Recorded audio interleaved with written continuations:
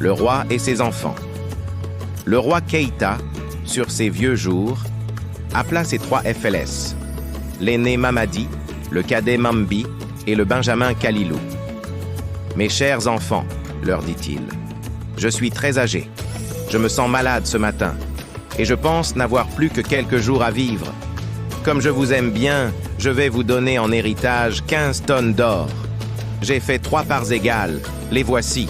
Et dans un grand coffre, à côté du lit du roi, apparurent les héritages respectifs des enfants.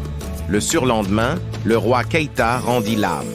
Les funérailles terminées, les 2 aînés se demandèrent comment ils pourraient dépenser leur héritage.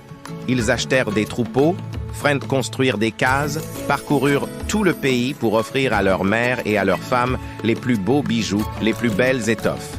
Puis, ils passèrent leurs jours en festin continuel. L'argent, on le gaspillait. C'était à celui qui organiserait les plus belles fêtes, aurait les plus beaux tam-tam. Un jour, les mères de Mamadi et de Mambi rendirent visite à la mère de Kalilou. Elles se moquèrent d'elle et la ridiculisèrent en constatant qu'elle ne profitait pas de l'héritage de son FLS. Après le départ des 2 femmes, la mère de Kalilou, furieuse, se rendit aussitôt chez son FLS. « Fils ingrat !» cria-t-elle, « tu ne m'offres jamais de cadeaux, tu n'organises jamais de fêtes. Vois un peu comment vivent tes 2 frères. Prends donc exemple sur eux. » Et elle fondit en larmes. Kalilou ne répondit rien, mais partit dès le lendemain matin en voyage. Au premier village qu'il traversa, des enfants malmenaient un chien qu'ils tenaient en laisse. Ils le conduisaient aux fèves pour le noyer. « Pourquoi, chers enfants, voulez-vous tuer ce chien? Il a dévoré la viande du félès du roi. Prenez cette poignée d'or et vendez-moi votre chien. » Les enfants, qui ne s'attendèrent pas à pareille aubaine, n'hésitèrent pas un seul instant. Et Kalilou continua sa route accompagné du chien. En entrant dans un 2e village, il aperçut des petites flèles qui pendaient un chat. « Pourquoi pendez-vous ce chat, Flette ?»« Parce qu'il a bu le lait du roi. Prenez cette poignée d'or et vendez-moi votre chat. » Et Kalilou se remit en marche, suivi du chien et du chat. En entrant dans un 3e village, il vit un chasseur qui allait tuer un vautour. « Pourquoi, chasseur, veux-tu tuer ce vautour ? » Parce qu'il dévore les oiseaux du roi. Tiens, voilà une poignée d'or et donne-moi ton vautour. Et Kalilou, accompagné du chien, du chat et du vautour, à qui il avait sauvé la vie, reprit sa route. Ils arrivèrent bientôt dans un espace désert, où l'on remarquait simplement une grotte. « Homme, dit le vautour, ici est mon logis. Entre dans cette caverne, ne crains rien. » Tous y pénétrèrent. Sur un perchoir en or était juché le roi des vautours, entouré de ses sujets. « Grand chef des vautours, » cria le rapace, « je te présente l'homme qui m'a sauvé la vie.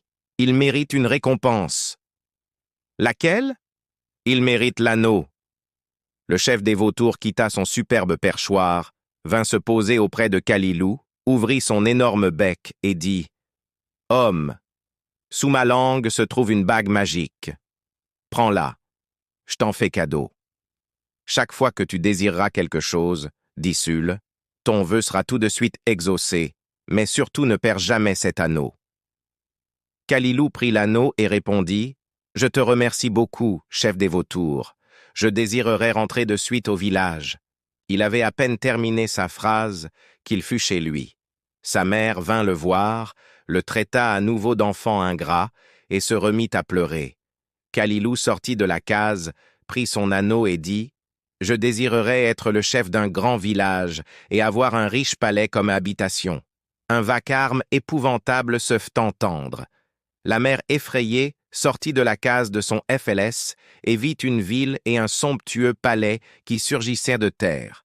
« Chère mère, dit Kalilou, c'est là désormais que nous habiterons. » La pauvre femme n'en croyait ni ses yeux, ni ses oreilles. Le lendemain, Kalilou se maria, mais il commit une grave imprudence. Il raconta à sa jeune épouse l'histoire de l'anneau magique. Profitant du profond sommeil de son mari, la femme lui déroba l'anneau et s'enfuit chez ses parents.